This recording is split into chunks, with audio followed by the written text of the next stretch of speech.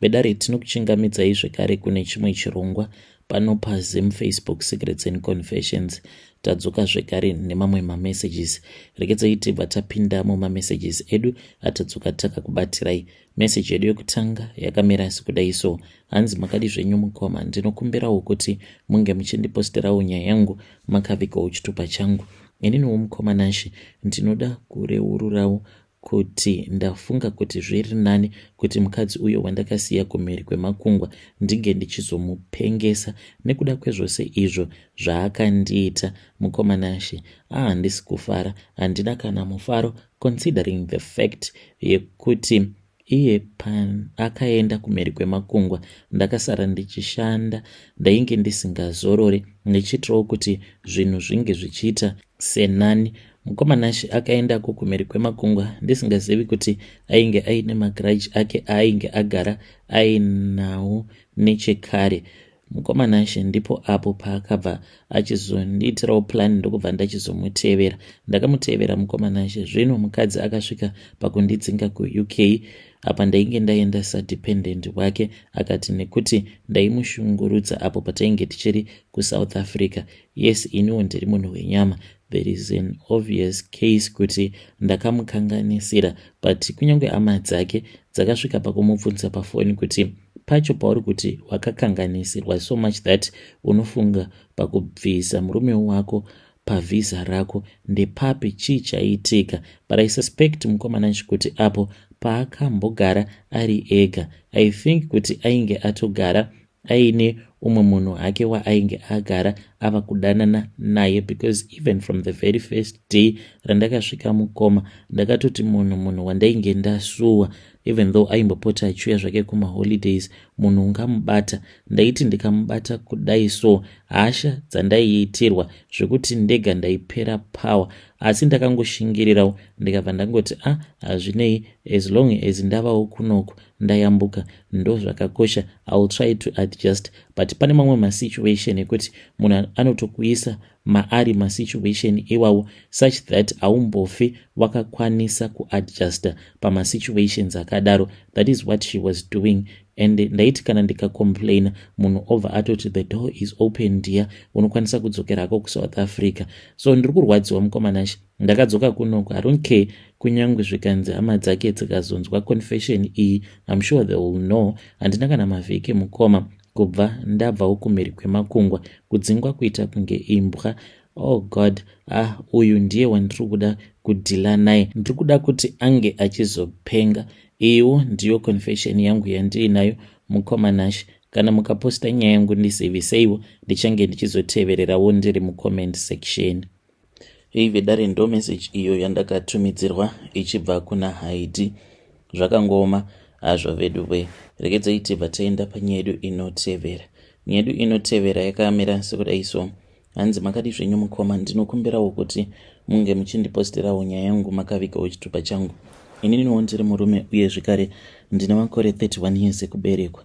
Mukoma Nashi, ndauyawo pano ndiine confession yangu iyo yandiinayo. Confession yangu yakamira sekudai so: ndinoda kureururawo kuti inini ndine ronda kuSIM2, saka ndakanzi ronda iri kupora kwaro ndiko kufa kwandichazoita. So ndainge ndiri kuSouth Africa ndokubva ndachizotanga kutaura nevamwe sekuru avo vandakasangana navo pasocial media. Mushure mekunge tawirirana ndopandakabva ndachizodzoka kuno kuZimbabwe.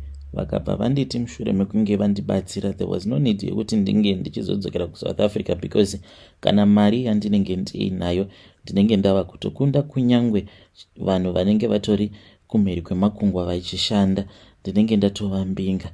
Ndakafara chaizvo. Saka vakabva vachizonditi zviri kwandiri kuti ndichekerese amai vangu kana kuti umwe wehukama, in which ndakabva ndaramba. Saka vakabva vati zvakanaka, uya pano. Vakabva vachizondipa kamwe kamhodzi, handizivi kuti kamhodzi aka kainge kari kamhodzi kei, but vakabva vanditi chienda kutoilet uko unofanira kuti unge uchienda kunokabairira iko kuSIM2. Ndokubva ndachizoita saizvozvo. Ndakaenda kuya mukoma Nashi ndokubva ndachizokabayirira ndikabva ndachizodzoka mudare mavo, vakanditi ndaifanira kuti ndinge ndichizongokasiya kuzosvika iko kachizongodonha koga. Mukoma, mushure mekunge tapedzerana paya kwava kukwira ndava kudzokera kwamukoma wangu vanogara makarimo muHarare. So ndiri muroad, zvechokwadi ndakazonzwa kuti kanhu kaya kainge kabuda. Handina hangu kumboita basa nazvo because vakanditi kana kuri kunzwa kanenge kabuda hapana zvaungazviita. Saka ndakazoti ndava kutanga kuita mari because vakanditi unofanira kuti unge uchizotsvaka munhu waunokwereta mari. Mushure mekunge wakwereta mari obva ungoendawo munzvimbo munoshandirawo vana change money, obva watanga kuitawo bhizinesi rako iroro reuchange money. Izvi unofanira kuti unge uchingozviita for about a week. Saka paya pandainge ndichiita izvozvo zveuchange money, mukomanashi wose uyo ainge achiuya kwandiri ndichimupa mari naiyewo achindipa mari, kwainge kuri kutoba malaki. Ndakati ndapedza kosi yacho iyoyo ndopandakabva ndachizobata $3,000. Ndikabva ndanzi pa$3,000 iyoyo ndaisafanira kuti ndinge ndichiishandisa like kuronga nayo. Vakanditi aiwa, kana kuri kunzi kutenga chikafuwo paugere, sezvo ndichiziva kuti uri kutochengetwawo uye zvekare paunenge uchifanira kuti unge uchizopinda mutauni kuzoswera uri mutauni, aiwa, zvokudya hako unokwanisa kutenga zvokudya, asi usazoronga nayo kuti mari iyi ndoda kuzoita chakati nechakati. Kana uchiishandisa chingoishandisa pakuipfachura, uye zvekare unofanira kuti unge uchizoipedzera yose mukupa vanhu mari iyoyo. Mukoma, ndozvandainge ndichingoita, ndainge ndichingofamba, but manje neungwaru hwangu ndakaona kuti ndinge ndichizopa vanhu mari yakawanda zvainge zvisingaiti. Ndaikwanisa kungopa kana munhu $1, umwe ndongomupawo $2, uye zvekare ndaikwanisa kungoenda pamavhenda paya pane uyu ndotenga chakati ndobva ndangomuti keep change.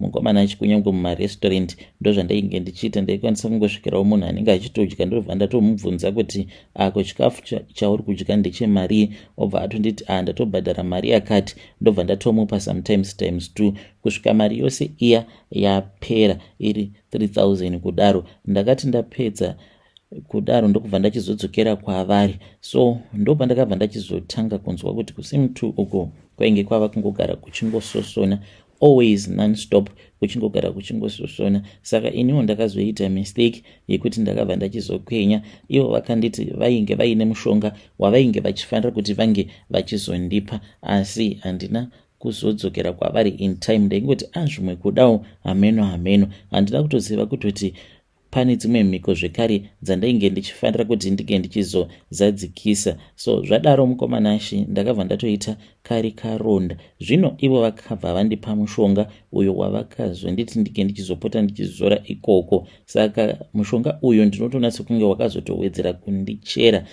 Hama dzangu, kana mukaona pandinonzi ndaenda kutoilet kunozvibatsira, laki hangu ndinogara ndiri ndega. Kana kuri kunzi ndinenge ndiine mukadzi wandinenge ndiinaye auya kumba kwangu for a sleep over, munhu ndinotosandudza kuti agare pamba pangu kusvika achizoenda, ndisina kana kumboenda kunozvibatsira because marwadziwo azvinenge zvichiita.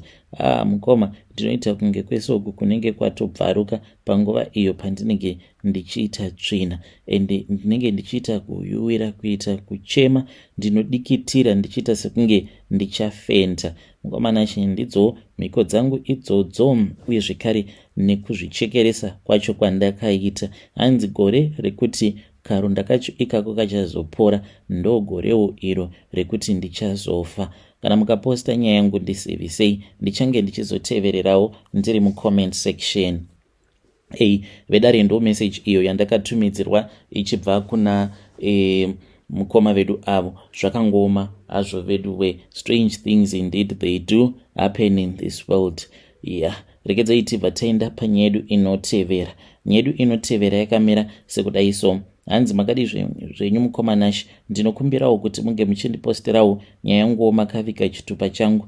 Mukomanashi, ininiwo ndinoda kureururawo kuti ndine rimwe jira iro randakambobirawo bhururo wangu jira rake rekumasowe, ndikabva ndazoenda naro kune imwe n'anga. Ndakabva ndachizonzi jira iri ndaifanira kuti ndinge ndichizoenda kunorisiya kumakuva, kutaura kuno iye haachatombogoni kana kutobatsira. Saka ainge akaenda kumusha mushure mekunge anzi ainge aine chivanhu chainge chiri paari zvekuti aitozoita kana n'anga, but iye akabva achizokumbira usekuru vake kuti ange achizongoramba achibatsira nenzira dzekumasowe. Ndobva aenda kumusha akanoitirwa mabira nei, then akazoti adzoka mukomanashi. Chakazongondirwadza paari ndechekuti kana kubasa akabva atosiya kuenda kubasa because ainge ava kubata mari yakawanda kwazvo. Ndikabva ndati munhu uyu munoreva kuti ava kutoita mari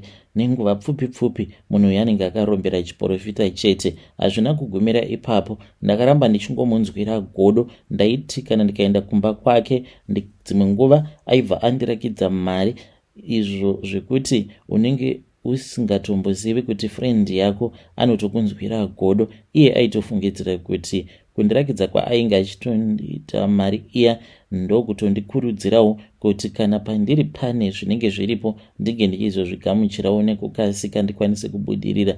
Ndaibva ndanzwa mwoyo wangu uchirwadza. Somwe musi pandakamboenda kumba kwake akabva anditi pane mamwe maSouth African andakambobatsira ndikangovabhadharisa 50 rand vazoya pano vakabata 7,000 vakabva vati this is just thank you pane zvose izvo zvamakatiitira. Mwoyo wangu wakarwadza. Ndaingoita sekunge ndiri kufara naye, but ndainge ndisitomborina kana mufaro zvachose. Ndizvo izvo zvandakazoita mukoma. Ndakazoendawo ndikanobetserwa, ndikabva ndavaudza kuti ndainge tiine friend yangu wandainge ndichida kuvharira chipo chake.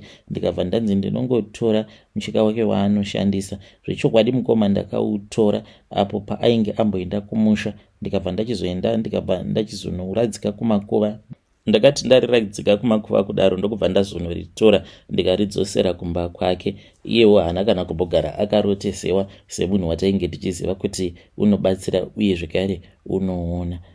Mukoma kutaura kudai angova matakadya kare. Vedare ndo message iyo yandakatumidzirwa ichibva kuna vanzvadzi vedu. Hanzi angova matakadya kare. Zvakangoma hazvo vedu we. Apa unenge uchitoti ndine best friend yangu usingazivi kutoti best friend yako iye akatokuvenga anokunzwira godo. Wakamboitirwawo chakashata here nebest friend yako? If so, you can come to my inbox and you tell me your own side of the story. Rekedza vataenda panyedu inotevera. Makadinyo mukomanashi. Hainini voice rangu kana kurisa rakadaro harina problem because nyaya yangu haisi nyaya yakashata. Ndorongotsinhirawo panyaya yemukadzi yeconfession yandakanzwa nezuro ichinzi pane mukadzi akambofa akamuka. Izvo zvakatoitika kwandiri 2018 ndine 18 years. Ndakatorwara zvezvokutonzi ndakatonobatsirwa nemuprofita ndichigara kumuprofita. Saka muprofita yanga achaja mari like $40. Yanga yakawandawo mazuva acho iwawo kuti andibatsira. Akatondibatsira zveshuwa ndikatanga kufamba because ndaigara mumba kwake ndichitofamba ndiri mubhara. Ndikatozotanga kurapwa nemuprofita iyeye ndikatopora ndakutofamba ndega. Vanhu vabvaona kuti ndarikavha zvedu zvaita. Saka hama dzangu dzanga dzada kuvhara muprofita uye kuti vasamupe mari. Pataenda kumusha nemuprofita uya ndobva ndasvika kumusha. Muprofita yakati kunoita munamatumba penyu but hatisi kufanirwa kusiya munhu ndofanira kudzoka naye. Saka hama dzangu bva dzatoona kuti aiwa hama yedu yapora hatisina basa nazvo. Bva wamusiya muprofita enda kuenda. Ndofunga mhiko dzaakasunga bva asunungura. Achingoenda ndakatanga kusara ndichipindwa nechando mwiri wese. Ndikaweserwa moto, kudziya moto waindipisa. Ndikabva pane moto ndaipindwa nechando. Ndakutoona ndakutofa. Ndopakabva wanzi amuendese kuchipatara chipa mwiri ropa shoma mwiri make. Vanaendeswa kuchipatara ndibva ndanoadhimitawo kare hospital. Ndaadhimitawo ikoko ndakatoita wese ndiri muchipatara imomo, but zuva rangu rekufa ndaitoriziva kuti nhasi ndo zuva rangu rekufa. Ndakaona murume wangu baba womwana wangu vachiuya kwandiri vachiuya kuzonditora pakati peusiku. Ndibva ndatovati pindai mumachira manesi ari kuuya kuzondiisa madhiripi. Saka pindai mujira. Bva wapinda mujira ndibva ndamuwandisa ndibva ndatobayiwa zveshuwa injection. Ndobva ndaitoona kuti munhu nditori naye. Saka ndaitofunga kuti inini maziviro angu ndaitofunga kuti pfungwa dzangu munhu kana achifa anoita zvekudzipwa kana anotorwadziwa. Automborwadziwe kufa, unototumirwa munhu anouya kukutora, kungobvuma kuenda kwako ikweyo ndokutoenda kwemweya wako. Saka inini murume wangu akabva auya achida kunditora, ndibva ndati handikwanisi kuenda ndisina kuudza mama kuti ndakuenda. Akati don't worry, vanozara vachiudzwa nemanesi kuti waenda. Ndikati no, hazviiti kuti tiende izvezvi, ngatimbomirai, pamba tori pakati peusiku. Akati ngatimbomirai tozoenda kunze kwakuedza. Shuwa murume uya akanorara pamabhenji panogara vanhu vanenge vauya kuvisiting avo, ndopakanorara ipapo. Kuma4 akabva auya bva atonditi handi. Ndobva ndatofamba naye murume uya ndaitoona ari murume wangu, baba mwana wangu, ndiwo ndaitoona, ndosaka ndakabvuma kuenda nokuti ndo ndakaona kuti ndiye. Ndobva ndatofamba papeta kuenda, tatofamba ndaifamba munyika yakanga yakanaka, makaita green mune sora. Saka ndichifamba imomo murume uya akabva andisiya zvokuti ndichienda ndega. Ndipo ndikabva ndasangana nambuya vangu inini, mbuya vangu mai vamai vangu. Ndobva nditi iwe uri kuenda kupi iwewe? Ndikati ndatakurwa nemurume wangu chichinda kungokakamba ipai, ndatakurwa nemurume wangu anditi huya kuno pandisiya pana, saka ndichamuoni. Zvikanzi dzokera kunogwa kusi kunzvimbo yako, kuve vana vadiki kuno, kudzokera ikoko une basa rakufanirwa kunopedzisa, dzokera. Saka inini panguva yandakadzoka ndakatodzoka ndatoiswa paipe inonzi CPR izvo zvekuti unenge uchipombwa pahana panapa, kuratidza kuti zvishuwa ndatofa. So I believe mukadzi arikutaura kuti ndakambofa ndikamuka. Ende zvinhu izvozvo ndinonzi inini ndakafa 3 times, but pandinorangarira inini pandinoziva ndipo pandokutaura, but pano paitonzi vanhu vaitombondichema ndichirwara ndiri mumba, vanhu otodedzwa voitwa munamatiro bva ndamuka, but ipo pandiziva kuti chichaitika. Apa pandoziva kuti vana ndakufa chaizvo chaizvo, ndo pandinyasoziva ipapo. Mama wangu akazondiburisa muchipatara achiita kutotiza. Kana pagedhi masecurity mota yainambomiswa kuti tisechwe pasi pagedhi kuti munhu abuda mana mapepa akakwana here kudischarge. Takangoburitsa kurodza kuti yange iri nguva yangu, ndaifanira kunge ndakafira muchipatara, dai ndakaramba ndiri muchipatara, but nekuda kwokuti ndakanzi dzokera une basa rako raunopedzisa, ndabva ndokubuda kwatika. Mama wangu pandakavaudza ndozvaitika, ndo mahope dzandarota. Mama wako akati urare muchipatara nhasi, pautonditakura tikaenda, nditori nedrip mumaoko, ndikabuda ndikaenda mutaundi mukaroi ndokuzoenda kwatete vangu kunobviswa madrip. Ndipo ndikazobvisa madrip ndatoona ndabuda muchipatara.